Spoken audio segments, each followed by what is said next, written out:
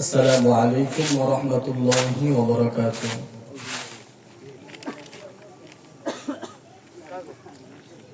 আদর কো রিয়া মানুষ আল্লাহ বানায়া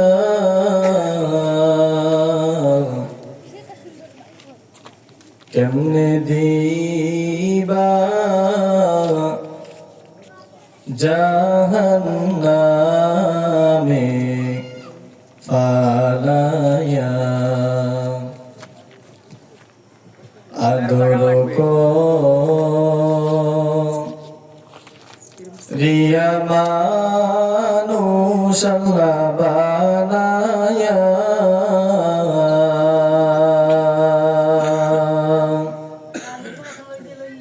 কেমনে দিবা জাহান্নামে ফালায়া কেমনে দিবা জাহান্নামে ফালায়া আপন হাতে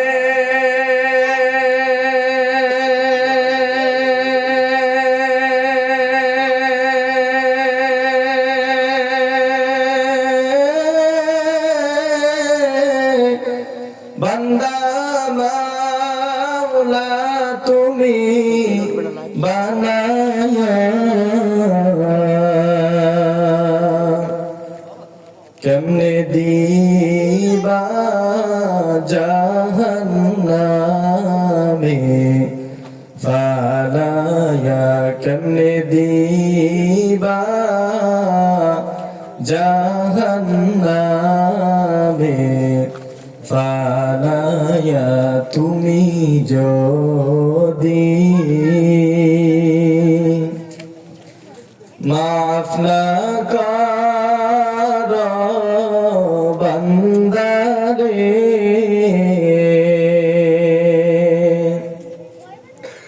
তুমি যদি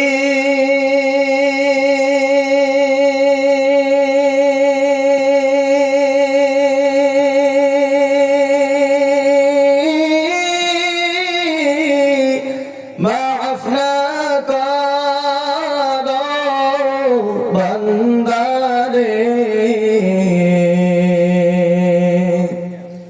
বলো তোমার বান্দার কি উপায় হবে বলো তোমার বান্দার কি উপায় হবে الحمد لله الذي جعل الشمس والقمر بحسبان والنجم والشجر يسجدان وفضل زمانا على زمان كما فضل مكانا على مكان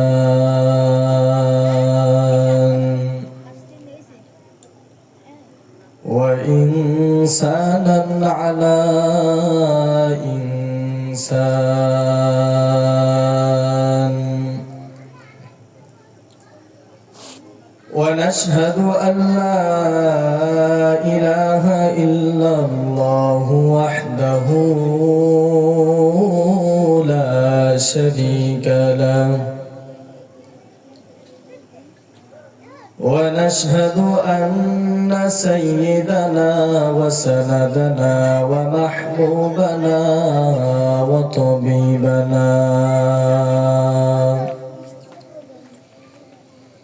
وطبيبنا وطبيب قلوبنا ومولانا محمد صلى الله عليه وعلى آله وأصحابه وبارك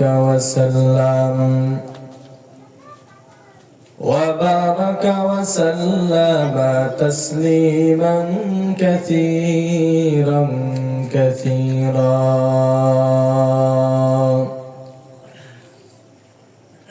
الذي أرسله الله تعالى بالحق بشيرا ونذيرا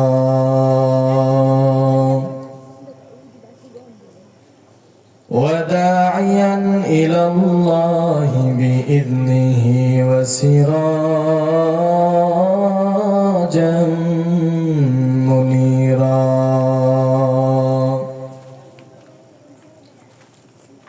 أما بعد فأعوذ بالله من الشيطان الرجيم.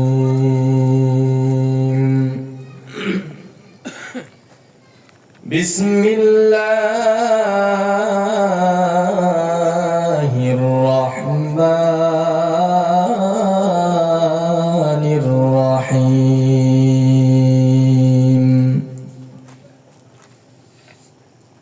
إن الله يأمر بالعدل والإحسان وقال رسول الله صلى الله عليه وسلم لا يرحم الله من لا يرحم الناس أو كما قال النبي عليه الصلاة والسلام.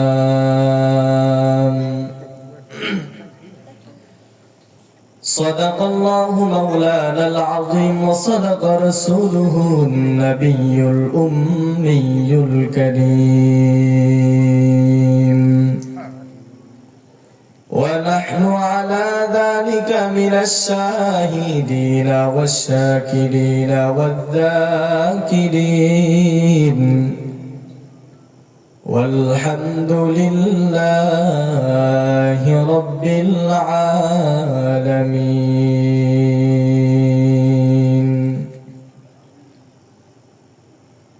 मोमिन जो फिदा नक्श काफी पाए नबी हो, मोमिन जो फिदा नक्श काफी पाए नबी हो ज़ेर कदम आज बेआलम का खजीना हो ज़ेर कदम आज बेआलम का खजीना। गर सुन्नत नबवी की करे पैरवी उम्मत, गर सुन्नत नबवी की करे पैरवी उम्मत, तूफा से निकल जाएगा फिर इसका सफीना,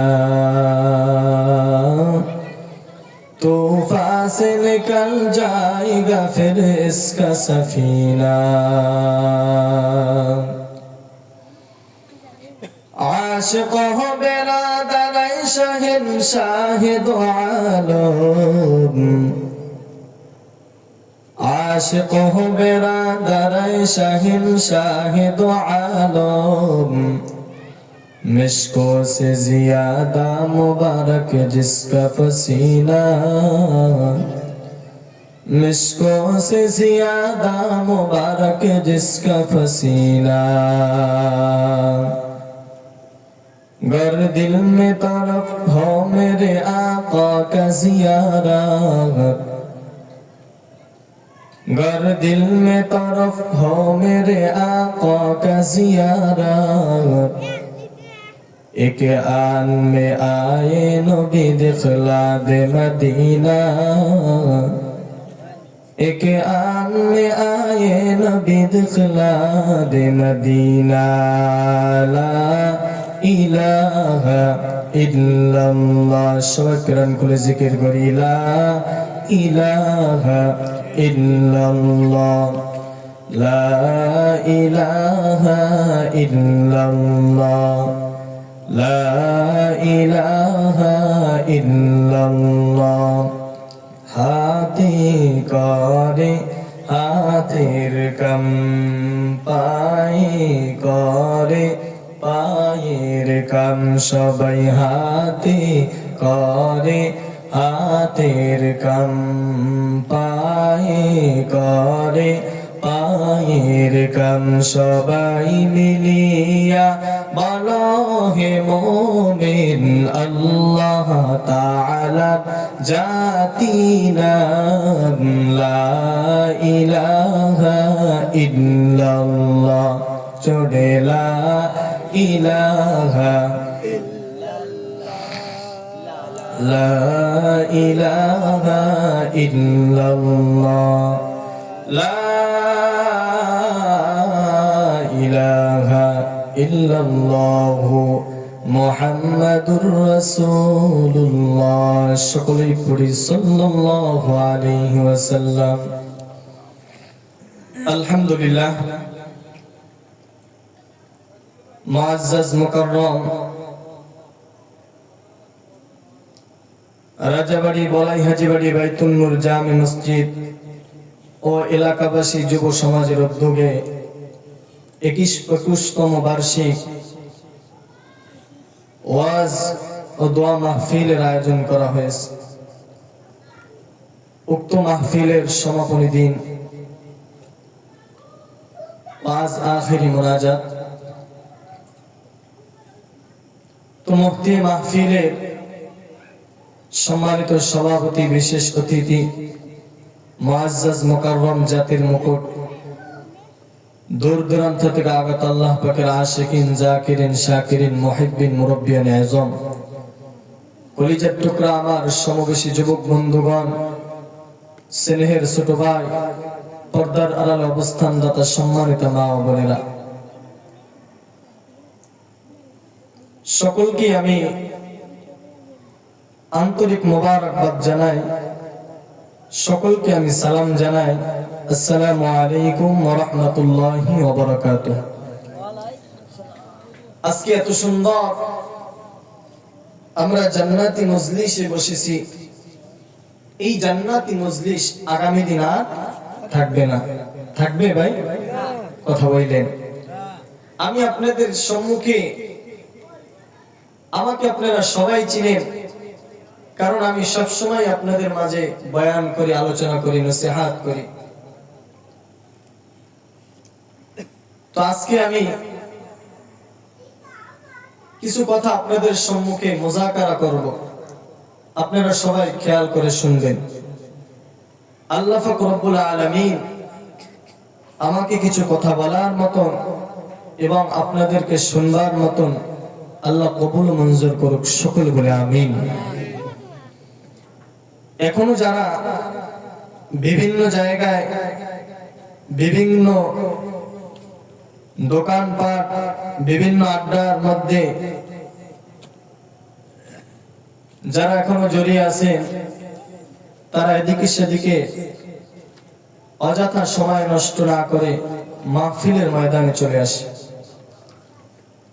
আজকে যে এত সুন্দর একটি জান্নাতের বাগানে আমরা বসতে পারলাম, এজন্য আমরা খুশি না বেজার? সবাই আরো জোরে বলি, খুশি না বেজার? ভাইরা আমার, আজকে যে আমরা এত সুন্দর একটি জান্নাতি মজলিসে বসতে পেরেছি, আল্লাহ পাক রব্বুল আলামিন তার হাবিবকে জানায় দেয়, ও হাবিব, তুমি আমার বান্দাদেরকে জানায় দাও, যেই সমস্ত আমার গুনাহগার উম্মতরা ভালো কাজের নিয়াত করে সে যদি ওই মজলিসে নাও যাইতে পারে, তার আমল নামায় একটা নেকি আমি আল্লাহ দান করি। সুবহানাল্লাহ। তাহলে আমরা যে এখানে আসিয়া বসতে পেরেছি, তাহলে আমাদের আমল নামায় নেকি হইল কি হইল না? অবশ্যই হইল।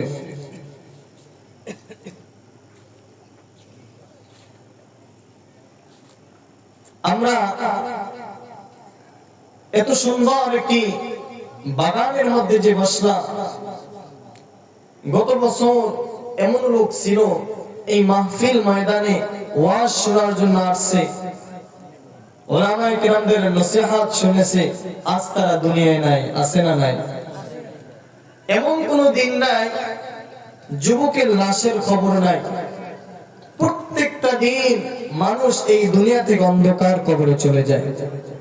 আপনার আমার দিন চলে যাইতে হবে যেদিন মালাকুল মউতের সাথে সাক্ষাৎ হয়ে যাবে। তাহলে এখন আমরা যে জান্নাতি মজলিসে বসা, কোরআনের মজলিসে বসা, এই মজলিসে বসে যদি আপনার আমার সাথে যদি মালাকুল মউতের সাথে সাক্ষাৎ হয়ে যায়, তাহলে আপনি আমি কেমন যেন জান্নাতের মেহমান হয়ে যাবে। সুবহানাল্লাহ, সুবহানাল্লাহ। রাষ্ট্র একটু জোরে বলেন একবার সুবহানাল্লাহর আওয়াজ যদি কোন ইমানদারের জবান থেকে বের হয়, আল্লাহ পাক রব্বুল আলামিন বলেন, ও বান্দা, একবার যদি সুবহানাল্লাহর আওয়াজ যদি তোমার জবান থেকে বের করো, আমি আল্লাহ পাক রব্বুল আলামিন তোমার আমলনামায় যত সগীরা গুনাহ সগীরা সব maaf করে দিব। একবার সুবহানাল্লাহর আওয়াজ যদি কোন ইমানদারের জবান থেকে বের হয়, আল্লাহ পাক রব্বুল আলামিন ওই বান্দার জন্য জান্নাতের মধ্যে একটা গাছ রোপণ করেন। তার সুবহানাল্লাহর ফজিলত আছে না নাই? একবার সুবহানাল্লাহর আওয়াজ যদি কোন ইমানদারের জবান থেকে বের হয়, আল্লাহ পাক রব্বুল আলামিন ওই বান্দার জন্য জান্নাতে শুধু গাছ রোপণ করেন না, ওই বান্দা যদি জান্নাতে যায়, ওই বান্দা জান্নাতে যাইতে দেরি, ওই বান্দার জন্য জান্নাতের ফল সামনে আসতে দেরি হবে না। আর জান্নাতি ফল আপনারা খাইতে রাজি আছেন? কি আছেন? আরে দুনিয়ার ফলের এক একটা ফলের তো এক এক রকম স্বাদ, ঠিক নেই? আমের এক স্বাদ, জামের এক স্বাদ, কাঁঠালের এক স্বাদ, আর জান্নাতের এক একটা ফলের স্বাদ 70 রকমের হবে। সুবহানাল্লাহ বলবেন না? কয় রকমের? 70 রকমের স্বাদ হবে। ভাইরা আমার যে মূল আলোচনা, এই আলোচনা আমি চলে যাই।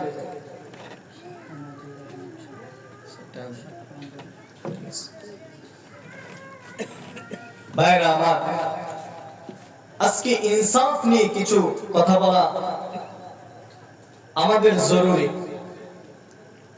আমাদের দেশের মধ্যে ইনসাফ নাই, আমরা মানুষের প্রতি জুলুম করি। ইনসাফ যদি আমরা কায়েম যদি না করতে পারি, এই যে মাঝের মধ্যে এক একটা গজব যে আমাদের উপর আসে, এর কারণ কি বলতে পারে? আমাদের গুনার কারণে আমাদের মধ্যে ইনসাফ নাই। একটা ঘটনা যদি আপনাদের সম্মুখে আমি বলি, আপনারা সবাই বুঝতে পারবেন। এক বুজুর্গ ছিল, এই বুজুর্গের একজন খাদেম ছিল। তো কোথায় সফরে যাইতেছে, বুজুর্গ খাদেমকে বলতেছে, চলো আমরা সফরে যাই, বিভিন্ন জায়গায় যাইব। সবাই খেয়াল দিয়ে শুনবেন। তো সফরে যাওয়ার পর এখন দেখতেছি যেই দেশের মধ্যে সফরে গেছে, ওই দেশের মধ্যে সব কিছুর দাম সমান। মনে করেন তেলের দাম 2 টাকা, ঘিয়ের দাম 2 টাকা, সবকিছু আপনি ইন টোটাল যা কিছুই ক্রয় করবেন সবকিছুর দাম কয় টাকা? 2 টাকা। এখন বলেন সবকিছুর দাম যদি 2 টাকা হয়, তাহলে ওই দেশে কি কোনো ইনসাফ আছে? আছে? ইনসাফ নাই। তো এই বুজুর্গ তার খাদেমকে বলতেছে যে, দেখো, যেই দেশের মধ্যে আমরা আসলাম, এই দেশের মধ্যে তো ইনসাফ নাই। ঘি আর তেলের দাম যদি সমান হয়, তাহলে সে দেশের মধ্যে ইনসাফ থাকতে পারে? পারে না। তো বুজুর্গ খাদেমকে বলল, যেখান থেকে আমরা অন্য দেশে চলে যাই। খাদেম বলতেছে, আমি এই দেশ থেকে অন্য দেশে যাইব না। কারণ হইল আমার শরীরের মধ্যে তেমন কোনো পাওয়ার নাই, আমার শরীরের মধ্যে তেমন গোস্ত নাই। এই দেশের মধ্যে যদি 2 টাকা ক্রয় করে ঘি খাইতে পারি, তাহলে আমার শরীরের মধ্যে গোস্ত বাড়বে, গোস্ত বাইরে যাই। তো তার উস্তাদের কথা শুনলো না। উস্তাদ মনে মনে চিন্তা করছে, যেহেতু আমার কথা শুনলো, তাহলে আমি অন্য দেশে চলে যাই। ভাইরা আমার, ওই মুরিদের উস্তাদ অন্য দেশে চলে গেল। হঠাৎ করে একদিন দুই চোরাই চুরি করতে গেল এক বাড়ির মধ্যে। বাড়ির মধ্যে চুরি করার পর যখন দেওয়াল থেকে চুরি করতে যাইবে, এক চোরাই দেওয়াল টপকে যায় মারা গেছে সাথে সাথে। আর অন্য যে চোরা ছিল, ওই চোরাই মহামান্য বিচারালয় আদালতে গেছে। বাদশার কাছে যায়, বলে বাদশা নামদার, গতকালকে আমরা দুইজনে চুরি করতে গেছিলাম। আমার যে সাথী ভাই ছিল, ওই সাথী ভাই যখন দেওয়াল টপকে আমরা চুরি করতে যাইব, ওই সময় ওই দেওয়াল থেকে পয়রা ইন্তেকাল করেছে। এখন আপনার কাছে বিচার চাই, আপনার কাছে বিচার চাই। তো বাদশা বলতেছি, ঠিক আছে, এই বাড়িওয়ালাকে ডাকো, তোমাদের বিচার কইরা দেব। বাদশা বাড়িওয়ালাকে খোঁজ দিলেন। যখন বাড়িওয়ালাকে ডাইকা আনলেন, বাড়িওয়ালাকে বলতেছে, এই বাড়িটা কার? বলে আমার। বলে তোমার ফাঁসি হয়ে যাইবে। কি ব্যাপার, আমার ফাঁসি হইবে কেন?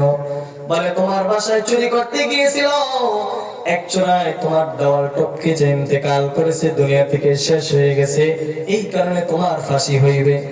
বলে কি ব্যাপার, কেমন কথা? আমার বাসায় চুরি করতে গেছে, তো এক চোরাই মারা গেছে, আবার আমারই ফাঁসি হবে, এটা আবার কেমন কথা? বলে হ্যাঁ, তোমার ফাঁসি হইবে। তো বাড়িওয়ালা বলে যে বাচ্চা, আমার তো কোনো দোষ নাই, কারণ হইল সে দেওয়াল টপকে সে পয়রা মারা গেছে, ওই দেওয়াল যে বানাইছে তার দোষ। তারে ডাকো, তারে ডাকো। ওই যে মেস্তুরি ছিল, মেস্তুরিকে ডাকা হইল। মেস্তুরিকে ডাকার পর বাদশা জিজ্ঞাসা করতেছে, এই দেওয়াল কি তুমি গেঁথেছো? বলে হ্যাঁ। বলে তোমার ফাঁসি হইবে। বলে কি ব্যাপার, আমার ফাঁসি কেন হইবে? বলে তুমি যে দেওয়াল গেঁথেছো, এই দেওয়াল টপকে যে তোমার এক ভাই ইন্তেকাল করছে, এই কারণে তোমার ফাঁসি হইবে। বলে বাদশা, আমার কোনো দোষ নাই, কারণ হইল আমি যখন এই দেওয়ালটা গাঁথি, যখন আমি দেওয়ালের মধ্যে পানি দিব, তখন পিছন থেকে একটা হাতি আসলো। এই হাতির কারণে ওই সিমেন্টের মধ্যে একটু পানি বেশি হয়ে গেছে, এই কারণে এই দেওয়ালটা নরমাল হয়ে গেছে, এই কারণে সে পরে ইন্তেকাল করেছে। বলে ওই হাতিওয়ালাকে তারে ডাকো। কারে ডাকবে? হাতিওয়ালারে ডাকো। হাতিওয়ালার আনলো ডাইকা। হাতিওয়ালা আনলো আয়েশা। এখন বলতেছে, বাদশা আপনি কি আমাকে ডাকছেন? বলে জি। বাদশা বলতেছে, তোমার ফাঁসি হবে। বলে কি ব্যাপার? বলে তোমার হাতির কারণে এই লোকের আজকে ইন্তেকাল হয়ে গেছে। বলে তাতে আমার কি দোষ হয়েছে? বলে তোমার হাতি জোরে দাওয়ার দিয়েছে, এই কারণে তার পানির মধ্যে, সিমেন্টের মধ্যে, বালির মধ্যে একটু পানি বেশি হয়ে গেছে, এই কারণে এই দেওয়াল ভাইঙ্গা পইরা গেছে, এই কারণে তোমার ফাঁসি হয়েছে। বলে বাদশা, আমার তো কোনো দোষ নাই, কারণ আমার হাতি যখন দৌড়ে আসে, তখন পিছন থেকে একটা মেয়ে, তার অলংকার পরা ছিল শরীরের মধ্যে, ওর ঝনঝনের আওয়াজের কারণে আমার হাতিটা দৌড় দিয়েছে। বলে তাকে ডাকো। এখন ওই অলংকারওয়ালাকে ডাকলো। অলংকারওয়ালাকে ডাকার পর বলে কি ব্যাপার, তুমি যে এই ঝুনঝুনি বানাইছো, তোমার এর কারণে আজকে একজনের ইন্তেকাল হয়েছে। বলে তাতে আমার কি হয়েছে? বলে তোমার ফাঁসি হইবে। এখন ওই যে অলংকারওয়ালা, সে বড় পেরেশানির মধ্যে পড়ে গেল যে কি ব্যাপার, কি কথা বলতেছে যে তোমার ফাঁসি হয়েছে। বাচ্চা নামদার ফাঁসির রায় দিয়েছে, তোমার অমুক দিন ফাঁসি হইবে। ঠিক আছে, তোমার অমুক দিন ফাঁসি হইবে। অলংকারওয়ালা ভাই বড় পেরেশানির মধ্যে পড়ে গেল, আমার ফাঁসি হয়ে যাইবে। যখন ফাঁসির আদালতে নেওয়া হইল, যখন তাকে ফাঁসি দিবে, ওই যে ফাঁসির আসামিতে যখন তার গলার মধ্যে যখন রশিটা পরাইবে দেখতেছে এই রশি তার গলার মধ্যে হয় না। এখন বাদশা বলতেছি যে এই রশি তো তার গলার মধ্যে লাগে না, তাহলে তাকে ফাঁসি দেওয়া যাবে না। দেখেন কেমন নির্বোধ বাদশা। এখন বাদশা বলতেছে এই দেশের মধ্যে দেখো এই দড়ির মাপের কার গলা আছে তাকে ফাঁসি দেওয়া হয়। দেখছেন কোথায় কোথায় কারবার। প্রথম কাকে দোষ দিয়েছে? বাড়িওয়ালাকে। এরপরে ওই যে সিমেন্ট, এরপরে রড বালি এগুলো যারা মিক্স করছে তার দোষ দিয়েছে, তার ফাঁসি হবে। এরপরে হাতিওয়ালাকে, হাতিওয়ালা থেকে অলংকার ব্যক্তিকে, এখন তার ফাঁসি কি গলা কি ছোট খাটো, এই কারণে তার ফাঁসি হইবে না। এখন মহামান্য বিচারালা আদালত বলতেছে এই দেশের মধ্যে দেখো কার গলার সাথে এই দড়িটা মিলে যায় তার ফাঁসি হইবে। এখন এই বাদশার যে খাদেম ছিল, এই খাদেম বিভিন্ন জায়গায় ঘুরতেছে আর দেখতেছি এই দড়ির মাপটা কার গলায় হয়। এদিকে আমি শুরুতেই বলছিলাম যে এক বুজুর্গ তার খাদেমকে নিয়ে সফরে বের হয়েছিল, মনে আছে কি? মনে আছে? তাই বলছিল কি যে আমার শরীরের মধ্যে গোস্ত নাই, তো আমি যদি একটু ঘি খাই তাহলে আমার শরীরের মধ্যে গোস্ত হয়তো হইতে পারে, আমার শরীর হয়তো, আমি এখন পাতলা মানুষ, আমি এখন মোটা হয়ে যাইতে পারি। তো এখন বাদশা যে একজন খাদেম ছিল খুঁজা খুঁজা খুঁজা খুঁজা খুঁজ করতে করতে করতে করতে ওই যে বুজুর্গের যে একজন গোলাম ছিল, এই গোলামের গলার মধ্যে ওই রশিটা খাপে খাপে খায়, মিলে যায়। এখন ওই বুজুর্গের গোলাম কেন বলে এদিকে আসো, তোমাকে বাদশা ডাকতেছে। তো বুজুর্গের গোলাম চলে আসলো, বলে কি ব্যাপার? বলে তোমার ফাঁসি হইবে। কেন?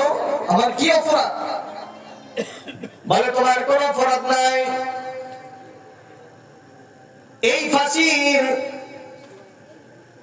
আজকে যার ফাঁসি হইবে তার গলার সাথে রশির সাথে খাপ খায় না, এই কারণে তার ফাঁসি হইবে না।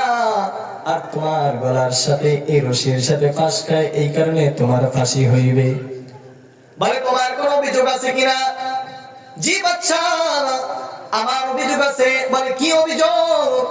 বলে আমার যে ওস্তাদ, আমার যে মুরব্বী, তার সাথে আমার সাথে একটু কথা বলতে হবে, তার সাথে আমার একটু মশওয়ারা আছে, পরামর্শ করতে হবে, আমাকে একটু সময় দেন, তার সাথে আমার একটু পরামর্শ করতে হবে। বাদশা বলতেছে ঠিক আছে যাও, তাড়াতাড়ি চলে যাও, তোমার পীরের সাথে কথা বলে আবার চলে আসবা। এখন ওই যে বুজুর্গ তার যে খাদেমের তখন ফাঁসি হয়ে যাবে। এখন ওই খাদেম বুজুর্গের কাছে গেলেন, যাই বলতেছে যে হুজুর আপনার কথা আমি শুনি নাই, এই কারণে আজকে আমার ফাঁসি হয়ে যাইবে। কারণ হুজুর তো বলছিল যে এই দেশের মধ্যে তেলের দাম আর ঘিয়ের দাম সমান, ওই দেশের মধ্যে ইনসাফ নাই, কি বলছিল কিনা? কিন্তু হুজুরের কথা শুনে নাই, পীরের কথা শুনে নাই। হুজুর বলতেছে আমি তোমাকে বলছিলাম এই দেশের মধ্যে তোমার থাকার দরকার নাই, চলো অন্য দেশের মধ্যে চলো, কিন্তু তুমি আমার কথা শোনো নাই, এই কারণে তোমার আজ ফাঁসি হয়ে যাইবে। এখন ওই গোলাম বলতেছে যে হুজুর আমাকে এই কঠিন বিপদ থেকে আপনি হেফাজত করেন, আমাকে এই কঠিন বিপদ থেকে আপনি আমাকে রক্ষা করেন। হুজুর মনে মনে বলতেছে ঠিক আছে, আমার মাথার মধ্যে একটা বুদ্ধি আসলো। এখন তার গোলামকে বলতেছে যখন তোমাকে ফাঁসি দেওয়া হইবে তখন তুমি বলবা যে আমাকে তাড়াতাড়ি ফাঁসি দেন, খেয়াল দিয়ে শুনেন, আমাকে তাড়াতাড়ি ফাঁসি দেন। আর ওই যে ছাত্র যে উস্তাদ, অর্থাৎ যে খাদেমের যে উস্তাদ, সেও বলবে ওই যেখানে ফাঁসি দেবে ওইখানে যাই বসবে, মহামান্য বিচারালয় আদালত ফাঁসিটা আমাকেই দিয়ে দেন, আর তোমার কোনো কাজ নাই, আর যা করার আমিই করব। তো এখন ফাঁসির সময় হয়ে গেছে, এখন ফাঁসির আদালত ওঠানো হয়েছে, ফাঁসি হয়ে যাবে। তো এখন ওই যে গোলাম তো বাদশাকে বলতেছে বাদশা তাড়াতাড়ি আমাকে ফাঁসি দিয়ে দেন। এদিকে ওই যে গোলামের যে মুরব্বী ছিল, তার যে ওস্তাদ ছিল, ওই ওস্তাদ বাদশাকে বলতেছে বাদশা আপনার সাথে আমার সাথে কথা আছে। বলে কি কথা? বলে ফাঁসি আমার গোলামকে দিতে পারবেন না, আমাকে ফাঁসি দিতে হবে। এই দুইজনের মধ্যে লাগছে কাইজা, দুইজনের মধ্যে কঠিন ঝগড়া লাগছে। গোলামের সাথে আর পীরের সাথে। এখন বাদশাহ মনে মনে চিন্তা করতেছে যে কি ব্যাপার, এও ফাঁসি দিতে চায়, এও ফাঁসি দিতে চায়, ঘটনাটা কি বুঝে আসে না, ঘটনাটা কি। বাদশাহ জিজ্ঞাসা করতেছে, ও হুজুর, আপনিও ফাঁসি দিতে চান? আপনার মুরিদও ফাঁসি দিতে চায়, কি ব্যাপার? বাদশাহ বলতেছে, যখনই বাদশাহ কথা বললো, হুজুর বলতেছে, ও বাদশাহ, এই মুহূর্তে যদি আমি ফাঁসি দিয়ে মারা যাই তাহলে আমি জান্নাতে যাইব। বাদশাহ মনে মনে বলতেছে, জীবনে তো কাম কুকাম কম করি নাই, জীবনে গুনার কাজ কম করি নাই, ও মহামান্য বিচার আদালত, তারও ফাঁসি হইবে না, তারও ফাঁসি হইবে না, আমি বাদশার আজকে ফাঁসি হইবে। চিন্তা করছেন কত বড় নির্বোধ। কার ফাঁসি হইবে? এখন বাদশাহ ফাঁসি হইবে, কারণ এই বাদশার মধ্যে কোন ইনসাফ ছিল না, এর মধ্যে কোন ইনসাফতা ছিল না। ভাইরা আমার, এখন আপনাদেরকে আমার বুঝাইতে সুবিধা হবে। ওমরের জামানায় আমিরুল মুমিনিন খলিফাতুল মুসলিমিন হযরত ওমর ফারুক রাদিয়াল্লাহু তাআলা আনহু একদিন মসজিদে নববীতে বয়ান শেষ করার পর মসজিদে নববীর বারান্দায় বসে গেল। ও যুবক ভাই, ও পর্দার আম্মা জান, খেয়াল করে শুনেন, হযরত ওমর, যে ওমর কেমন ছিলেন, যে ওমর যেই রাস্তা দিয়ে চলাফেরা করত, ওই রাস্তা দিয়ে শয়তান 40 দিন পর্যন্ত অতিক্রম করত না। কে সে ওমর? যে ওমর আপনার আমার নবী দু জাহানের সরদার নবী আলাইহিস সালাতু ওয়াস সালামের গর্দান আনার জন্য যায়। কে সে ওমর? যে ওমর গর্দান আনার জন্য যায়, সে ওমর রাসূলের হাতে কালিমা পড়ে মুসলমান হয়ে গেছে। ভাইরা আমার, 5 মিনিটের মধ্যে আবার ওমর তরবারি নিয়ে দাঁড়ায় যায়। মুহাম্মাদের বিরোধিতা যে করবে আমি তার গর্দান ফেলাই দেব, তাকে জমিনের মধ্যে আর রাখবো না।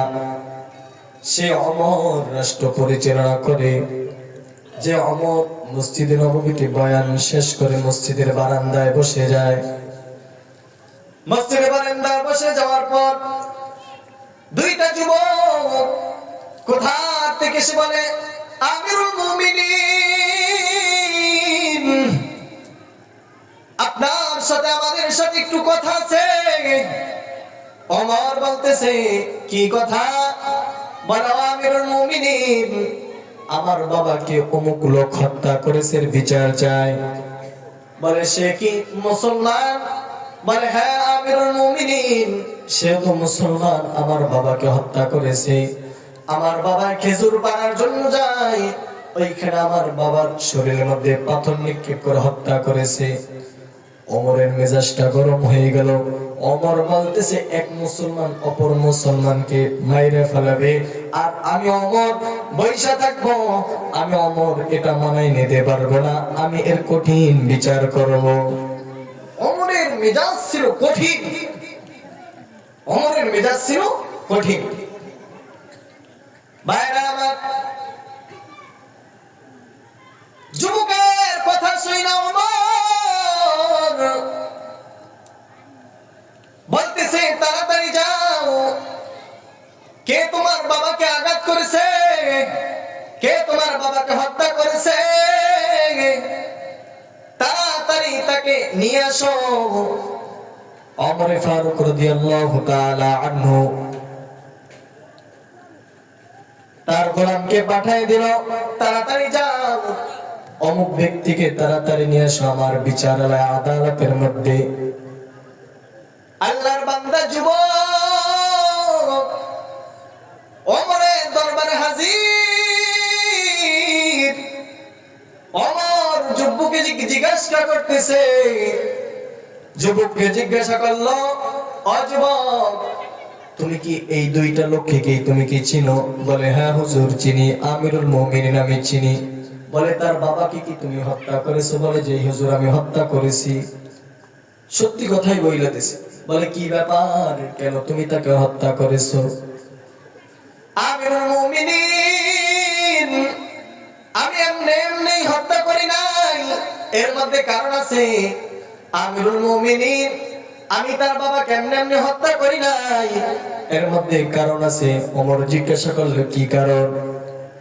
বলে আমিরুল মুমিনিন, আমার বাবা নাই, আমার মা বৃদ্ধ মানুষ, আমি ঘরের বড় সংসারের বড় ছেলে, আমার একটা ছোট ভাই আছে, আর আমার সংসার আমি পরিচালনা করি।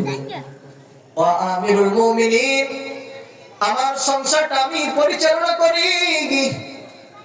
আমার একটা উট ছিল তদানীন্তকাল সময় মরুভূমির জাহাজ আরবের মধ্যে।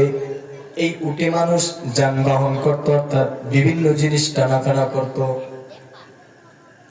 আমিরুল মুমিনিন, আমার যে উটটা ছিল, সেই উটটাকে এই যে দুইটা যুবক দেখতেছেন, এই যুবকের বাবাই আমার উটটাকে শেষ করে দিয়েছে। কি ব্যাপার, কেন শেষ করে দিয়েছে? তোমার উটটাকে কেন হত্যা করে দিয়েছে? বলে আমিরুল মুমিনিন, আমি দিনে যখন সকাল হইতো, আমি আমার উট নিয়ে মানুষের বাড়ি বাড়ি ঘুরতাম। আবার যখন বিকাল বেলা হইতো, আবার আমি বাড়ির মধ্যে চলে আসতাম। আমার উটটাও একদিন ক্লান্ত হয়ে গেল, আমিও ক্লান্ত হয়ে গেলাম। আমার শরীরের মধ্যে এমন ক্লান্তি আসলো, আমি একটু বিশ্রাম নেওয়ার জন্য এই যুবকের বাবার যে একটা ক্ষেত ছিল, তার একটা বাগান ছিল, বাগানের মধ্যে একটু বিশ্রাম নিলাম। ওইখানে বিশ্রাম নেওয়ার পরে আমি ওখানে ঘুমায় গেলাম। আর আমার এই উটটা ওই যুবকের বাবার ক্ষেতের মধ্যে একটু মুখ দিয়েছে, তার একটু ফসল খেয়েছে, এই কারণে সে আমার উটটাকে শেষ করে দিয়েছে। আমিরুল মুমিনিনকে বলতেছে, ও আমিরুল মুমিনিন, আমার বাবা নাই, আমার মা বড় বৃদ্ধ মানুষ, আমার একটা ছোট ভাই, আমার সংসারটা আমি চালাই, আমার ইনকাম করার মতো কোনো মানুষ নাই। আমি একটু বিশ্রাম নিলাম, এমন সময় আমার উটটাকে শেষ করে দিয়েছে। এখন আমি কিভাবে ইনকাম করব? এই কারণে আমার মেজাজটা গরম হয়ে গেল। ও আমিরুল মুমিনিন, আমার কোনো মারার তাকে নিয়ত ছিল না, আমি যে তাকে শেষ করে দেব এরকম আমার কোনো নিয়ত ছিল না। আমি আমার রাগকে দমন করার জন্য একটা পাথর নিয়ে তার শরীরের মধ্যে আঘাত করলাম। কিন্তু আমিরুল মুমিনিন, এই যুবকের বাবার সাথে সাথে ইন্তেকাল করেছে। আমিরুল মুমিনিন বলতেছে, ঠিক আছে, তোমাদের কথা শুনলাম, এখন তোমাদের ফাঁসি হয়ে যাবে।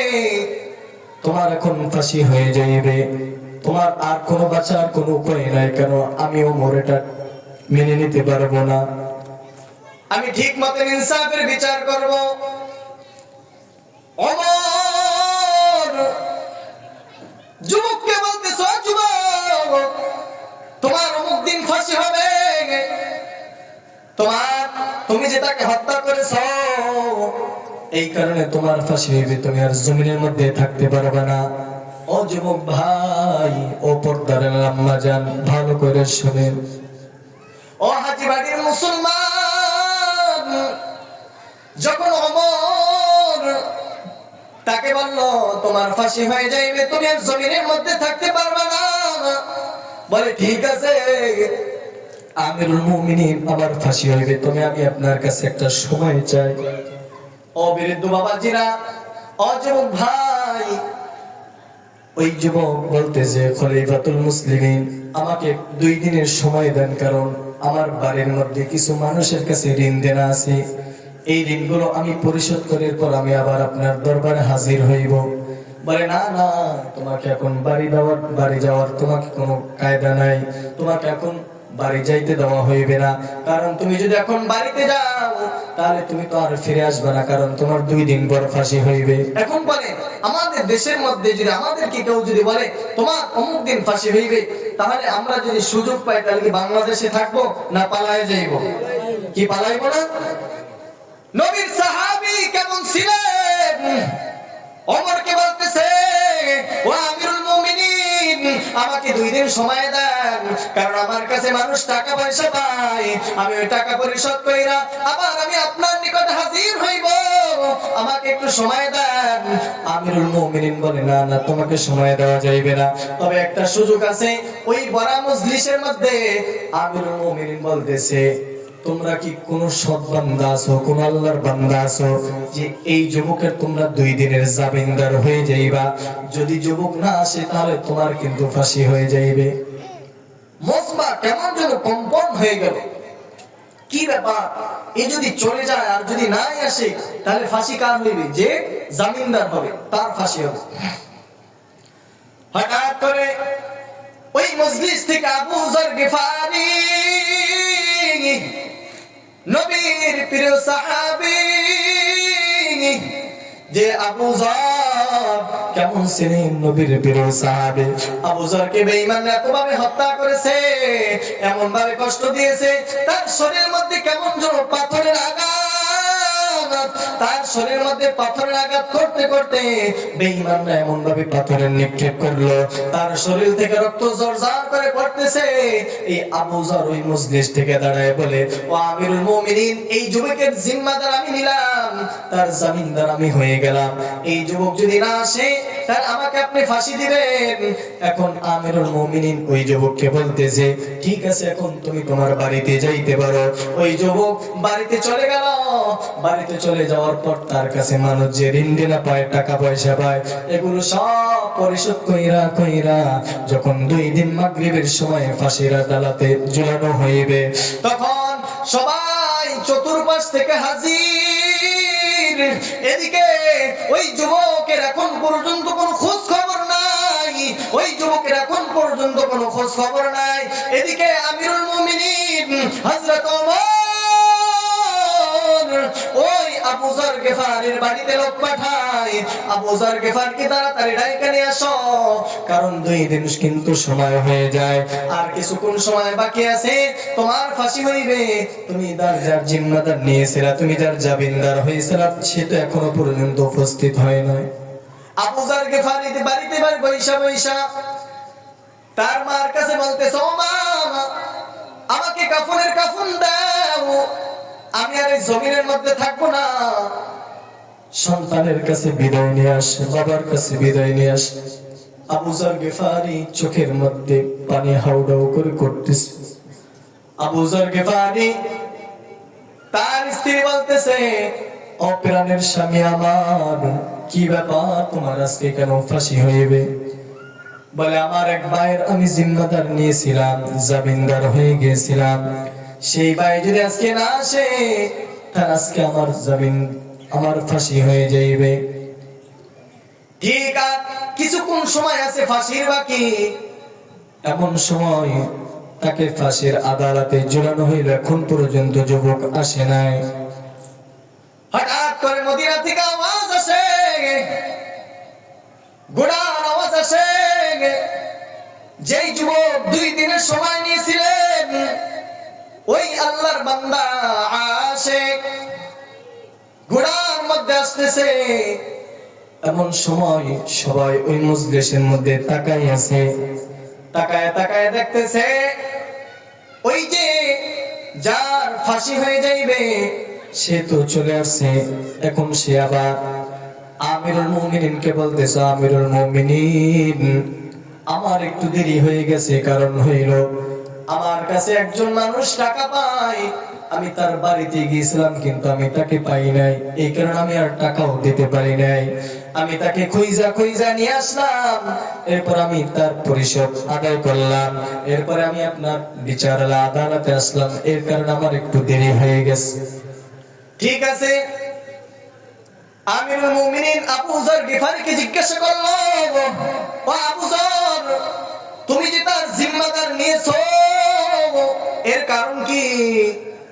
আবু যর বলতেছে, ও আমিরুল মুমিনিন, এই দুনিয়াতে বৈশা যদি আমি তার উপর একটু দয়া না করি, আমি যদি তার উপর একটু মায়া যদি না করি, কাল কিয়ামতের ময়দানে তো কঠিন দিবস। নবী আলাইহিস সালাতু ওয়াস সালাম হাদিসের মধ্যে বলেছেন, লা ইয়ারহামুল্লাহু মান লা ইয়ারহামুন নাস, যে মানুষের উপর দয়া করে না আল্লাহ তার উপর দয়া করে না। তারা আমি এই কারণে তার উপর একটু দয়া ধরলাম। আল্লাহ হয়তো কাল কিয়ামতের ময়দানে যদি আমাকে জিজ্ঞাসা করে, ও আবু যর দুনিয়াতে বসে কি করেছো, সেদিন আমি আবু যর বলতে পারবো, ও আল্লাহ তেমন কিছু করতে পারি নাই, তোমার এক বান্দার আমি জিম্মাদার নিয়েছিলাম, জামিনদার হয়ে গেছিলাম, এই রসিলা আল্লাহ তুমি যদি আমাকে মাফ করলে করতে পারো। মজমার মধ্যে সবাই অবাক, কি ব্যাপার? ওই মজলিসের মধ্যে খ্রিস্টানরাও ছিলেন, বিধর্মী লোক ছিলেন, সবাই চমকে গেল। আবু যর গিফারির কথা শুইনা সবাই থরথর করে কাঁপতেছে। কি ব্যাপার? কাল কিয়ামতের ময়দানটা কেমন জনম? আল্লাহ তাআলার বিচার হবে, আদালত হবে। আজকে দুনিয়াতে বৈশা আমরা মানুষের প্রতি দয়া করতে পারি না, তাহলে আল্লাহ তো কঠিন মুসিবতের দিন আমাদের উপর দয়া করবে না? ও যুবক ভাই, ও পর্দার আলের আম্মা জান, এই কথা শুইনা ওই যে এখন তো ফাঁসির আদালত হয়ে যাইবে, ফাঁসি হয়ে যাইবে। ওই যে বৃদ্ধ তাকে মারেছিল, তার দুই সন্তান তো এখন হাজির।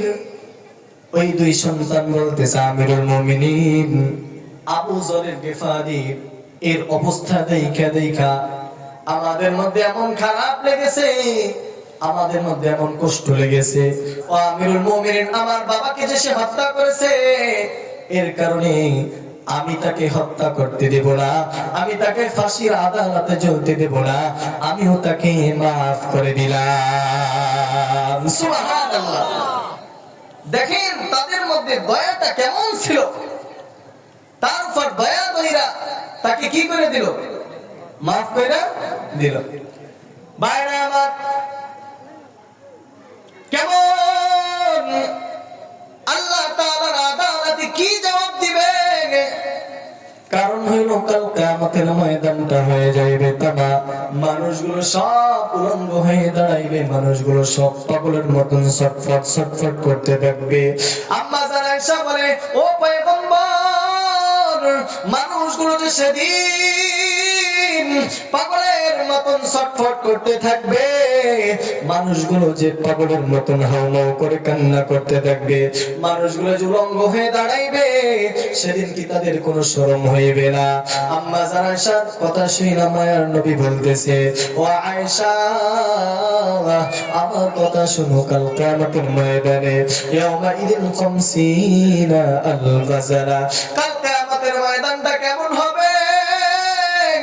মানুষগুলো যখন উলঙ্গ হয়ে দাঁড়াইবে, মানুষ যখন কিয়ামতের ময়দানে দৌড়ে যাইবে, মানুষগুলো যখন আল্লাহ তাআলার বিচার আদালতে যাইবে, মানুষ কার দিকে তাকাবার সুযোগ পাইবে না, এমন করে উপর দিকে তাকাইবে, নিচের দিকে তাকাইবার আর কোনো সময় হইবে না। 3-4 বছর সময় অতিবাহিত হয়ে যাইবে, মানুষের আর তাকাইবার সেদিন সময় হইবে না, সেদিন অবস্থাটা খুবই খারাপ হয়ে যাইবে। ও বন্ধুরা আমার, ও বাজানরা আমার, সেদিন অবস্থাটা খুবই খারাপ হয়ে যাইবে। আমরা সবাই গুনাহগার উম্মতরা পয়গম্বর মুসার কাছে চলে যাইব, মুসার কাছে যাই বলো, পয়গম্বর মুসা আমাদের জন্য একটু আল্লাহ তাআলার কাছে সুপারিশ করেন। পয়গম্বর মুসা বলবে, আমি একটু সাধারণ ভুল করেছিলাম, এই কারণে আজ আল্লাহ তাআলার দরবারে কিভাবে হাজির হইব, আল্লাহ তাআলার দরবারে কিভাবে তোমাদের জন্য সুপারিশ করব, আমার বড় ভয় হয়। তোমরা সবাই ঈসার কাছে চলে যাও, সমস্ত গুনাহগার উম্মতরা ঈসার কাছে চলে যাইবে। ঈসা নবীও বলবে, আমি আল্লাহ তাআলার কাছে কিভাবে তোমাদের কাছে সুপারিশ করব, আমার বড় ভয় হয়, আমি তার কাছে কিভাবে সুপারিশ করব। ঈসা বলে, তোমরা সবাই আমাদের আদি পিতা আদম আলাইহিস সালাতু ওয়াস সালামের কাছে চলে যাও। সবাই আদি পিতা আদম আলাইহিস সালাতু ওয়াস সালামের কাছে চলে যাইবে। আদম নবীর কাছে যাওয়ার পর আদম নবী বলবে আমি একটু ভুল করেছিলাম, আমি আজ আল্লাহ তাআলার সামনে কিভাবে তোমাদের জন্য সুপারিশ করব, আমার বড় ভয় হয় আমি কিভাবে আল্লাহ তাআলার সামনে দাঁড়াইব। সবাই ইয়া নাফসি ইয়া নাফসি বলতে থাকবে। কাল কিয়ামতের ময়দানটা হবে কঠিন। সন্তান বাবার পরিচয় দিবে না, মা বাবা সন্তানের পরিচয় দিবে না, বন্ধু বন্ধুর পরিচয় দিবে না, কেউ কারো পরিচয় দিবে না। ও বৃদ্ধ বাবাজিরা, ও পর্দার আম্মা জান, আজ আপনি মনে করেন আপনার সন্তান আপন, আপনার স্বামী আপন, আপনার সবাই আপন, কিন্তু কাল কিয়ামতের ময়দানে আপনার কেউ আপন থাকবে না। সবাই ইয়া নাফসি ইয়া নাফসি করতে থাকবে। শেষ পর্যন্ত সবাই মায়ার নবীর কাছে চলে যাইবে। মায়ার নবীর কাছে যাওয়ার পর মায়ার নবী আল্লাহ তাআলার আদালতে আল্লাহ তাআলার সিংহাসনের সামনে মাকামে মাহমুদের সামনে সিজদারত অবস্থায় কান্নার আওয়াজ। আল্লাহ তাআলা বলবে, ও বন্ধু তুমি আজ কেন কান্না করো? তখন বন্ধু বলবে, ও আল্লাহ আমার গুনাহগার উম্মত যদি জাহান্নামে যায় আমি মেনে নিতে পারবো না, আমি সহ্য করতে পারবো না। আল্লাহ তাআলা বলবে, ও বন্ধু তুমি তোমার মাথাটা উঁচু করো, তোমার গুনাহগার উম্মতদেরকে তুমি সুপারিশ করে তুমি জান্নাতের মধ্যে নিয়ে যাও। তখন মায়ার নবী আমাদেরকে সুপারিশ করবেন। সেদিন যদি আপনি আমি সেই সুপারিশের অবস্থায় যদি থাকি, আমাদেরকে সর্বপ্রথম হাউজে কাউসারের পানি মায়ার নবী যার নিজ হাতে আমাদেরকে হাউজে কাউসারের পানি পান করাইবে। ভাইরা আমার, সেদিন অবস্থাটা খুবই খারাপ হবে। আপনার আমার নবী দুজাহানের সরদার বলবে, ইয়া উম্মতি, আয় আমার গুনাহগার উম্মত, একটা উম্মত যদি জাহান্নামে যায় আমি নবী সহ্য করতে পারবো না। আমার গুনাহগার উম্মত যদি জাহান্নামে যায় আমি নবী সহ্য করতে পারবো না। এই কারণে ও বন্ধুরা আমার, চোখের পানির বড় দাম। এই চোখের পানি ফালাইয়া ফালাইয়া যদি আল্লাহ তাআলার কাছে যদি তওবা করতে পারো, আল্লাহ তাআলা তোমার আমার সব গুনাহগুলো maaf করে দিবেন। সগীরা গুনাহ বিভিন্ন জায়গায় বসলে, বিভিন্ন কোরআনের ময়দানে বসলে, বিভিন্ন ভালো কাজের ময়দানে বসলে সগীরা গুনাহ maaf হয়ে যায়। ওযুর মাধ্যমে সগীরা গুনাহ maaf হয়ে যায়, নামাজের মাধ্যমে সগীরা গুনাহ maaf হয়ে যায়, কিন্তু আল্লাহ তাআলা কবিরা গুনাহ maaf করেন না। কবিরা গুনাহ maaf হওয়ার জন্য তওবা শর্ত, তওবা করতে হবে, খাঁটি দিলে তওবা করতে হবে। খাঁটি দিলে যদি তওবা করতে পারি আল্লাহ তাআলা আমাদেরকে maaf করে দিবে।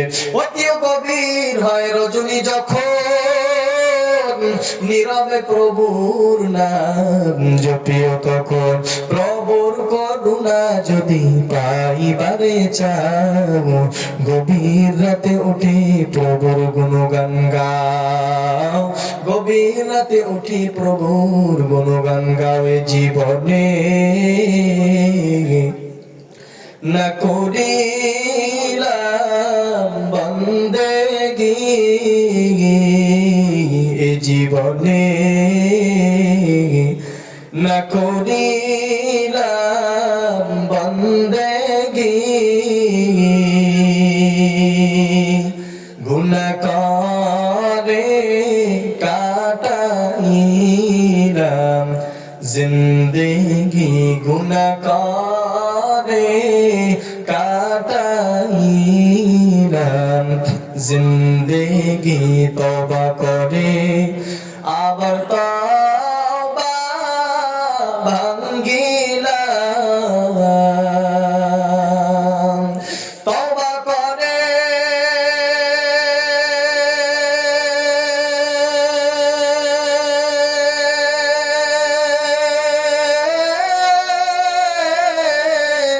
আবার তওবা ভাঙ্গিলাম, অবশেষে খাঁটি তওবা করিলাম, অবশেষে খাঁটি তওবা করিলাম। জীবনে না করিলাম বন্দেগি, গুনাহ করে জিন্দেগি গুনাহ করে কাটাইলাম জিন্দেগি। ও যুবক ভাই, ও পর্দার আলের আম্মা জান, নবীর এক প্রিয় সাহাবী আবু ওয়াক্কাস রাদিয়াল্লাহু তাআলা আনহু। কেমন নবীর প্রিয় সাহাবী ছিলেন এই আবু ওয়াক্কাস! তার জীবনে কোনো গুনাহ করে নাই। নবীর একজন প্রিয় সাহাবী, সর্বদা নবীর কাছে থাকতেন, সর্বদা নবীর অনুসরণ করতেন, নবীর অনুকরণ করতেন। হঠাৎ করে রাস্তা দিয়ে একদিন কোথায় যাইতেছে, হঠাৎ করে অজানা চোখে এক বেগানা নারীর চোখের দিকে তার নজর পড়লো, তার শরীরের মধ্যে নজর পড়লো। এই অবস্থা দেখা ওই মহিলাকে তিনি বিবাহের প্রস্তাব দেন। তখন ওই মহিলা বলতেছে, ও আবু ওয়াক্কাস, আমার তো স্বামী আছে, আমি তোমার সাথে কি জন্য বিবাহ বসবো? আমার তো স্বামী আছে, আমি তোমার জন্য কি জন্য বিবাহ বসবো?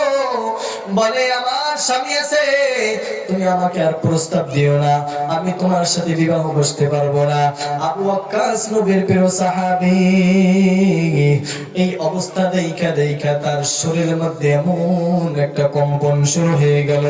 মায়ার নবীর কাছে যাইবে, ওই আবু ওয়াক্কাস তার যে খাদেম ছিল, খাদেমকে বলতেছে, আমাকে মায়ার নবীর কাছে নিয়ে যাও, কারণ আমি এমন গুনাহ করেছি, এমন অপরাধ করেছি, আল্লাহ তাআলা হয়তো আমাকে মাফ করবেন না। আল্লাহ তাআলা যদি আমাকে ডাক দিয়ে বলে, আবু ওয়াক্কাস, আজ তুই এমন কেমন কাজ করেছো?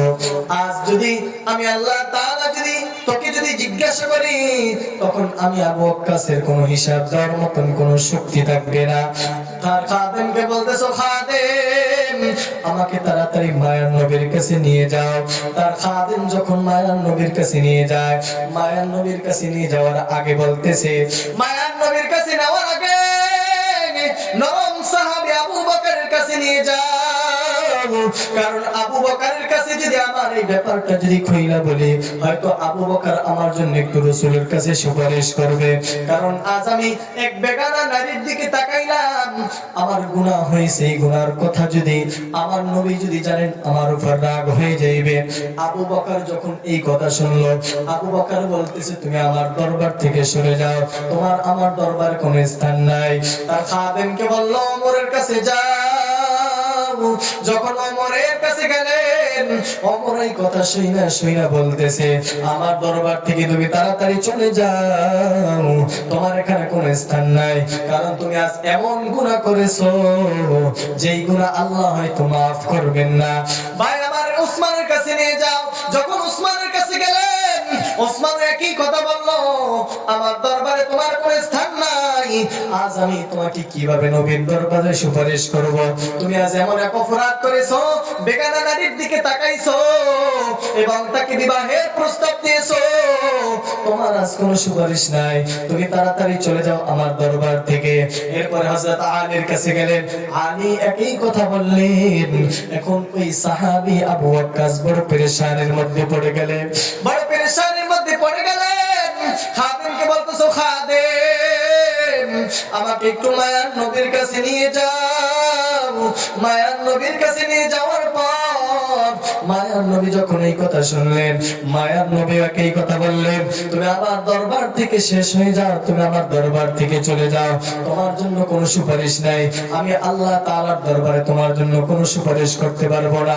নবীর প্রিয় সাহাবী আবু ওয়াক্কাস জঙ্গলার মধ্যে চলে যায়।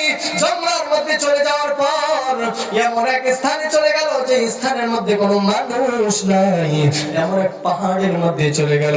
পাহাড়ের মধ্যে যাওয়ার পর ওইখানে বসে সারা রাত নামাজে দাঁড়ায়া আল্লাহ তাআলার কাছে কান্না করতেছে, আর সিজদারত অবস্থায় কান্না করতেছে, আল্লাহ আমি গুনাহ করেছি, আল্লাহ বেকানার দিকে তাকাইলাম, তাকে আমি বিবাহ শাদীর প্রস্তাব দিলাম, আল্লাহ দয়া করে তুমি আমাকে মাফ করে দাও, কারণ তুমি ছাড়া আমার কেউ নাই, তুমি তো আমাকে সৃষ্টি করেছো, তুমি ছাড়া আমার কেউ নাই।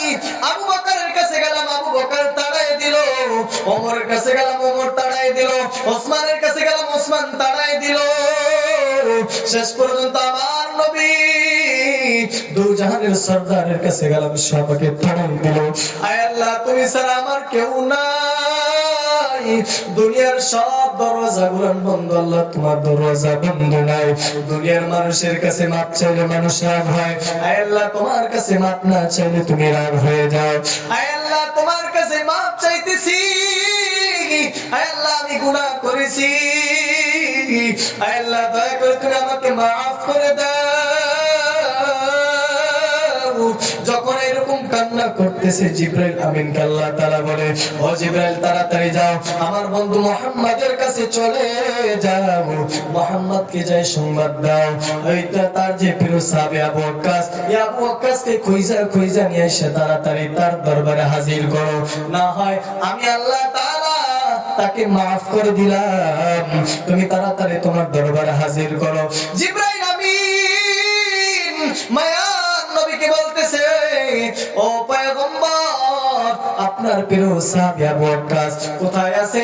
আল্লাহ তাআলা তাকে সালাম জানাইছেন, আল্লাহ তাআলার দরবারে সে গুনার জন্য আল্লাহ তাআলার কাছে কাকুন মিনতি করেছে, আল্লাহ তাআলার কাছে তওবা করেছে, আল্লাহ তাআলা তাকে maaf করে দিয়েছে। তাড়াতাড়ি আবু ওয়াক্কাসকে তাড়াতাড়ি আপনার দরবারে হাজির করেন। মায়ার নবী আবু বকরকে বলতেছে, ওমরকে বলতেছে, ওসমানকে বলতেছে, আলীকে বলতেছে, তাড়াতাড়ি চলে যাও, কোথায় আমার প্রিয় সাহাবী আবু ওয়াক্কাস, তাড়াতাড়ি তাকে খুঁজে নিয়ে আসো। সবাই আবু বকর খুঁজতেছে, ওমর খুঁজতেছে, কোথায় পাওয়া যায় না, কারণ কেউ জানে না। তিনি জঙ্গলের মধ্যে চলে গেল, ওইখানে যায় আল্লাহ তাআলার কাছে মাপ চাইতেছে আর কান্না করতেছে, চোখের পানি ফালাইয়া আল্লাহ তাআলার কাছে মাপ চাইতেছে আর বলতেছে, আল্লাহ তুমি আমাকে maaf করে দাও। আবু বকর, ওসমান, ওমর, আলী সবার কাছে জিজ্ঞাসা করতেছে, আমাদের প্রিয় বন্ধু আবু ওয়াক্কাস কোথায় আছে? কেউ কোনো খবর জানে না। এক মুসাফির ব্যক্তি তার কাছে জিজ্ঞাসা করলো, সে বলল, আপনাদের প্রিয় সাহাবী অমুক জায়গায় একা একা আল্লাহ তাআলার কাছে কান্না করতেছে, ওইখানে বৈশা সিজদারত অবস্থায় কান্না করতেছে। আবু বকর চলে গেল সেই জায়গায়, ওমর চলে গেল, ওসমান চলে গেল, আলী চলে গেল, যাই বলতেছে, আবু ওয়াক্কাস ও ভাই তুমি কেন কান্না করো? বলে, ভাই তোমার দরবারে গেলাম, তোমাদের দরবারে গেলাম, কিন্তু তোমরা আমাদের জন্য আমার জন্য একটু সুপারিশ করো নাই। আমি আজ একা আল্লাহ তাআলার কাছে কান্না করতেছি, আমাকে যদি আল্লাহ যদি maaf না করে, এই দুনিয়া আমাকে আর কেউ maaf করবে না, আমি আল্লাহ তাআলার কাছে মাপ চাইতেছি। আবু বকর বলতেছে, আবু ওয়াক্কাস আল্লাহ তাআলা তোমাকে maaf করে দিয়েছে, আমাকে নয় পয়গম্বর তোমার আমার নবী তোমার কাছে পাঠাইছে, তোমাকে নবী ডাকতেছে, তোমাকে নবী সালাম জানাইছে, তোমাকে নবী ডাকতেছে। আবু ওয়াক্কাস যাইবে না, বলে, ভাই আবু বকর তুমি চলে যাও, ওমর চলে যাও, আমি যাইব না, কারণ আমি এমন গুনাহ করেছি,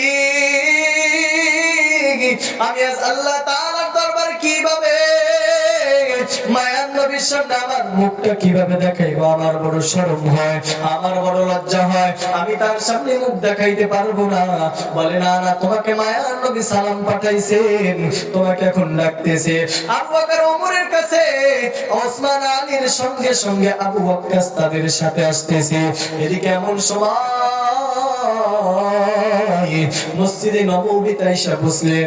আবু ওয়াক্কাস যখন মসজিদে নববীতে এসে বসলেন, আবু বকর যখন নববীতে মসজিদে নববীতে এসে বসলেন, সেখন সেই সময় মসজিদে নববীতে মায়ার নবী ফজরের জামাত দিতেছে, মায়ার নবী ফজরের মুসল্লায় দাঁড়ায় আছে, মায়ার নবী সূরা কারিয়া পড়তেছেন, কারিয়াতুল কারিয়া ওয়া মা আদরাকা মাল কারিয়া। যখন মায়ার নবী কোরআন তেলাওয়াত করতেছে, যখন এইরকম কোরআন তেলাওয়াত করতেছে, আবু ওয়াক্কাস এমন যে একটা নামাজের মধ্যে চিক দিল, পুরো মসজিদে নববী থরথর করে কাঁপতেছে। আবার বলতেছে, ওয়া মা আদরাকা মাল কারিয়া। আবার আবু ওয়াক্কাস এমন যে একটা চিক মারলো, পুরো মসজিদে নববীতে থরথর করে কাঁপতেছে। আর ওইখানে আল্লাহ তাআলার ডাকে সারাদিন ধিক্কার করেছে। আল্লাহ তাআলা জানাই দিয়েছে, ও জিবরাইল যাও, আমার বন্ধুর কাছে চলে যাও, আমার বন্ধু যখন ফজরের নামাজ শেষ করবে, তাকে তুমি সুসংবাদ জানাই দিবা আপনার প্রিয় সাহাবী আবু ওয়াক্কাস ইন্তেকাল করেছে। আপনার প্রিয় সাহাবী আবু ওয়াক্কাস নামাজের অবস্থায় ইন্তেকাল করেছে। আমি আল্লাহ তাআলা তাকে maaf করে দিলাম, আমি আল্লাহ তাআলা তাকে জান্নাতবাসী করে দিলাম। তখন জামাত শেষ করে নামাজ শেষ কইরা আবু বকর ওমর ওসমান আলী মায়ার নবী সহ আবু ওয়াক্কাস তার কবর খনন কইরা তাকে দাফন কাফনের ব্যবস্থা করলো। কারণ চোখের পানির বড় দাম, গুনাহ করছে আবার আল্লাহ তাআলার কাছে maaf চেয়েছে। ও যুবক ভাই, ও পর্দার আম্মা জান, চক্ষু দুটো বন্ধ করলে এমন কোন গুনাহ নাই করি নাই, আপনার আমার জীবনে এমন কোন গুনাহ নাই করি নাই। নবীর প্রিয় সাহাবী তারা গুনাহ করার পর আল্লাহ তাআলার কাছে maaf চেয়েছেন। তোমার আমার কি অবস্থা হইবে কাল কিয়ামতের ময়দানে? আল্লাহ তাআলা যদি আমাকে জিজ্ঞাসা করে, তোমার আমি কোনো হিসাব নেব না, তুমি আমাকে এক ওয়াক্ত নামাজের হিসাব দাও, সেদিন আপনার আমার এক ওয়াক্ত নামাজ হিসাব দেওয়ার মতন কোনো শক্তি থাকবে না। তোমার আমি কোনো হিসাব নেব না, তুমি ফজরের নামাজের হিসাবটা আমি আল্লাহ তাআলার কাছে দাও, সেদিন আপনার আমার কোনো হিসাব দেওয়ার মতন তৌফিক থাকবে না। এই জন্য আল্লাহ তাআলার কাছে তওবা করো, আল্লাহ তাআলার কাছে maaf চাও। তওবা করতে দেরি আল্লাহ তাআলা আপনাকে আমাকে maaf করতে দেরি করবেন না। কারণ নবীর প্রিয় সাহাবী তওবা করার সাথে সাথে আল্লাহ তাআলা আরশে আযীম থেকে জিবরাইল আমিনকে পাঠায়া দেয়, আর জিবরাইলকে জানায় দেয়, জিবরাইল আমি তাকে maaf করে দিলাম। আর আমরা এত সুন্দর আদরের বান্দা, আমাদের থেকে আর বড় কেউ দামি নাই, আমরাই হইলাম সর্বতত্ত্ব দামি, আমরা হইলাম পৃথিবীর মধ্যে শ্রেষ্ঠ। ওয়ালাকাদ কাররামনা বানি আদম, আমরা হইলাম সর্বশ্রেষ্ঠ। ও মুসলমান, দুনিয়ার কারো কাছে maaf চেয়ে কোনো লাভ নাই, আল্লাহ তাআলার কাছে maaf চাও। আল্লাহ তাআলার কাছে খাঁটি দিলে তওবা করো, আল্লাহ তাআলার সাথে সাথে maaf করে দিবে। আল্লাহ তাআলার কাছে যদি তওবা করতে পারো, আল্লাহ তাআলা দেরি করবেন না, আল্লাহ তাআলার সাথে সাথে maaf করে দিবে। আমি প্রায় সময় একটা ঘটনা বলি, পয়গম্বর মুসা আলাইহিস সালাতু ওয়াস সালামের জামানায় এক যুবক ছিল, এমন কোনো গুনাহ নাই করে নাই, তার জীবনে সব ধরনের গুনাহ করেছে। শেষ পর্যায়ে এমন একদিন রাত্রি বেলা ঘুমাইতে যায়, ঘুমাইয়া ঘুমাইয়া চিন্তা করতেছে, এমন কোন গুনাহ নাই করি নাই, আমার জীবনে তো কোনো ভালো আমল করি নাই, আজ একটু আল্লাহ তাআলার কাছে তওবা করি, হয়তো আল্লাহ তাআলা আমাকে maaf করতে পারেন। কিন্তু আল্লাহর বান্দা তওবা কি জিনিস বুঝে না, মসজিদের ইমামের কাছে চলে যায়। মসজিদে ইমামে যাওয়ার পর ইমাম সাহেবকে বলতেছে, হুজুর আমার জীবনে তেমন কোনো ভালো আমল করতে পারি নাই, আমি তো আমার জীবনে কোনো ভালো আমল করি নাই, এখন আল্লাহ তাআলা কি আমাকে maaf করবেন? বলে জি হ্যাঁ, অবশ্যই আল্লাহ তাআলা আপনাকে maaf করবেন। বলে কি উপায় আমাকে আল্লাহ তাআলা maaf করবে? কি উপায় হবে আমার মরণে? কি উপায় হবে আমার মরণে? সাথী নাই রে, বাতি নাই রে মাওলা ওই ঘরে, সাথী নাই রে, বাতি নাই রে মাওলা ওই ঘরে। আল্লাহর বান্দা যুবক সন্তান মসজিদের ইমামের কাছে পরামর্শ চাইলেন। মসজিদের ইমাম সাহেব বললেন, আপনি আল্লাহ তাআলার কাছে তওবা করেন, ওযু করিয়া করিয়া গভীর রাতে ওইটা 2 রাকাত আল্লাহ তাআলার কাছে নামাজ আদায় কইরা 2 ফোঁটা চোখের পানি ফেলাইয়া আল্লাহ তাআলার কাছে তওবা করেন, আল্লাহ তাআলা আপনাকে maaf করে দিবেন। যখন আল্লাহর বান্দা আসে গভীর রাতে উঠা, এই শীতের মৌসুমের মধ্যে এমন যুবক আছে গভীর রাতে ওইটা নামাজ আদায় করে আল্লাহ তাআলার কাছে মাপ চায়, আল্লাহ আমি গুনাহ করেছি, এমন গুনাহ করেছি আমার মাও জানে না, আমার বাবাও জানে না, আমার ভাইও জানে না, আমার স্ত্রীও জানে না, এমন গুনাহ করেছি, আল্লাহ তুমি আমাকে দয়া করে maaf করে দাও।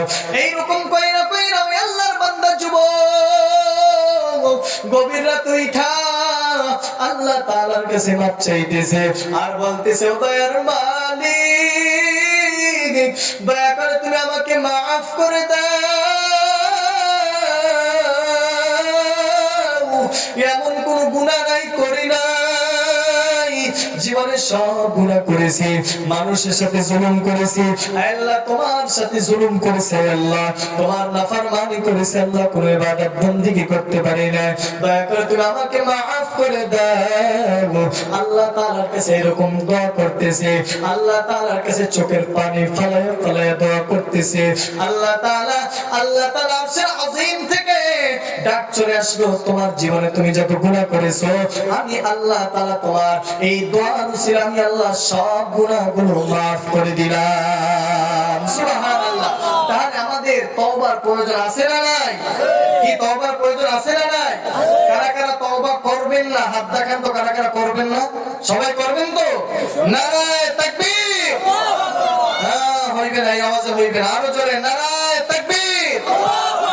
আল্লাহ পাক রব্বুল আলামিন আমাদের সকলকে তওবা কইরা কইরা এই দুনিয়া থেকে যেন অন্ধকার কবরে যাইতে পারে সেই তৌফিক দান করুক। সকলে বলে আমিন, আরো জোরে বলে আমিন। ভাইরা আমার, আজকে দূর থেকে বিশেষ মেহমানরা আসবে, দূর দূরান্ত থেকে লোক আসবে। এখন ঈশার আজান হবে, আজানের পরে আপনারা ওযু ইস্তেনজা যাদের আছে ওযু ইস্তেনজা শাইরা নামাজ আদায় করে আবার সবাই প্যান্ডেলের মধ্যে এসে বসবেন। কি পারা যাইবে না? এই যে কয়েকজন লোক বসছেন আলহামদুলিল্লাহ, আমি অত্যন্ত খুশি। আপনাদের জন্য দোয়া করি, আপনাদের জন্য দোয়া করি আল্লাহ পাক রব্বুল আলামিন যেন কাল কিয়ামতের ময়দানে আমরা সবাই যেন এই যেরকম বসা, আমরা সবাই যেন একসাথে আমরা হাত ধরে ধরে যদি জান্নাতে যাইতে পারি সেই তৌফিক আল্লাহ দান করুক। সকলে বলে আমিন, আর যারা বলে আমিন। দূর থেকে মেহমানরা আসবেন, তাদের বয়ান শুনবেন, নসিহত শুনবেন। আমি তো আপনাদের পুরান হুজুর, কারণ আমি তো তেমন কোনো নতুন কিছু বলেও নাই।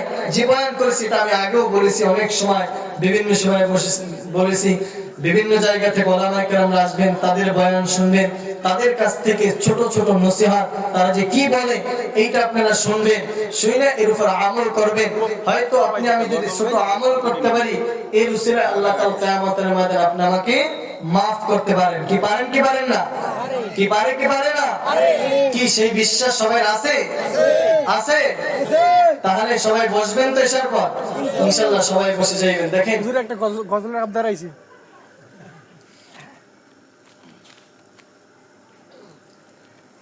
যাই হোক, তাহলে যেটা বলছিলাম যে এসার পর সবাই তাড়াতাড়ি বসে যাবেন। কি পারবেন না? সবাই তাড়াতাড়ি বসে যাবেন, কেউ এদিকে সেদিকে ঘোরাফেরা করবেন না। ওযু ইস্তেনজা যাদের আছে তারা সাইরা আবার এই ময়দানে বসে যাইবেন। কি পারবেন? কি পারবেন তো? ইনশাআল্লাহ। সবাই নিয়ত করেন, কারণ ভালো নিয়তেরও আমল ফল ভালো হয়।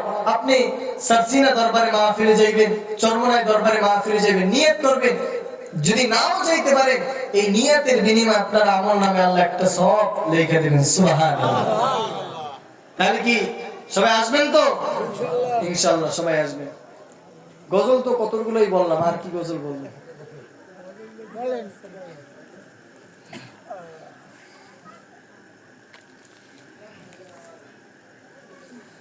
পাগল মন আমার তুমি কারলা, গিয়া করলা রে সুখের ঘর। পাগল মন আমার তুমি কারলা, গিয়া করলা রে বাড়ি ঘর।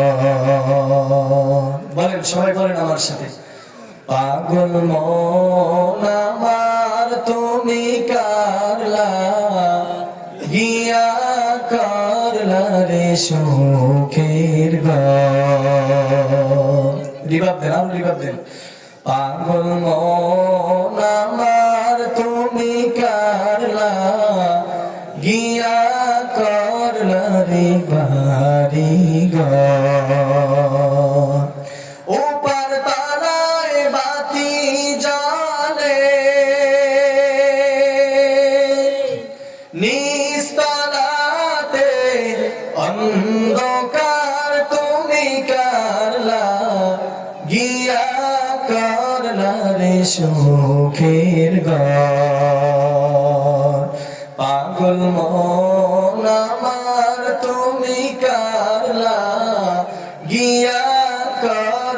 রে বাড়িঘর দুদিনের রং তামাশা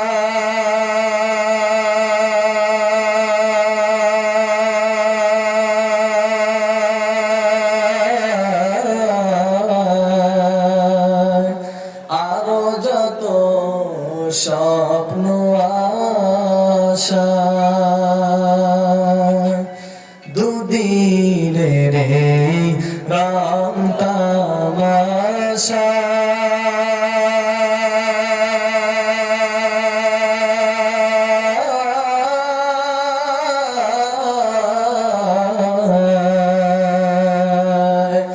আরো যত স্বপ্ন আশা সবাই জন বৃথা যাবে সবাই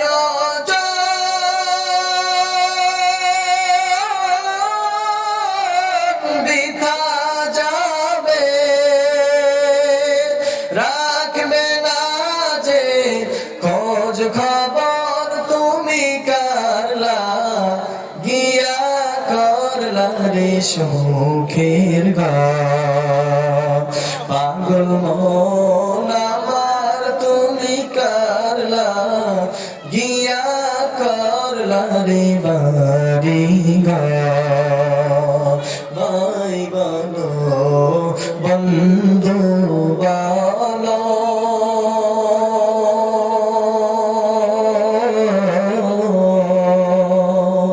নাই তো কেউ আপন তোমার ভাই বলো বন্ধু বলো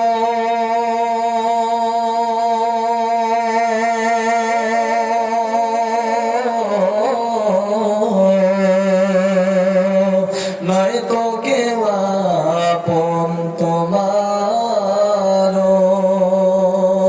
দু চারটা দিন কেটে কে দু চারটা দিন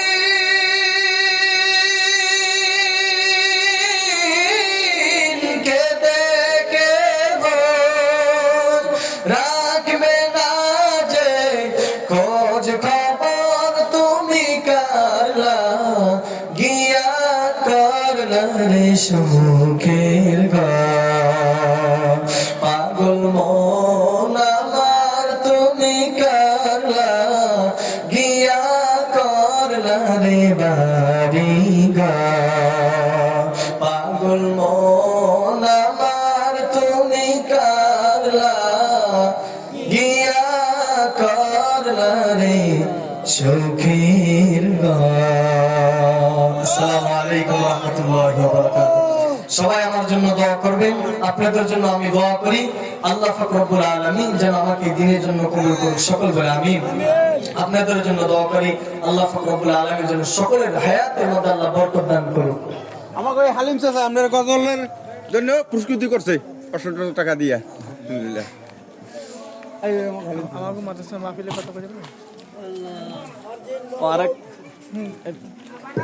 আরেকটা এলান, আমাদের এই পঞ্চমুখী কাসিমুল উলুম কওমি মাদ্রাসায় এই আগামী রবি ও সোমবার মাহফিল 2 দিন, আপনাদের সকলে দাওয়াত রইল। আপনারা সবাই যাইবেন, আপনাদের সকলে দাওয়াত রইল।